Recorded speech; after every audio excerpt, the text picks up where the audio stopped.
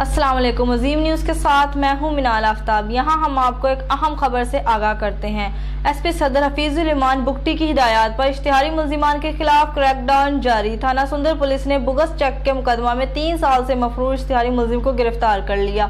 मजीद जानते हैं अपने नुमाइंदा नबील इम्तियाज से। जी नबील, बताइएगा। जी बिल्कुल, एसपी सदर हफीजुर रहमान बुगटी की हदायत पर इश्तिहारी मुल्जिमान के खिलाफ क्रैकडाउन जारी। थाना सुंदर की कार्रवाई बुगस चेक के मुकदमा में 3 साल से मफरूर इश्तिहारी मुल्जिम को गिरफ्तार कर लिया।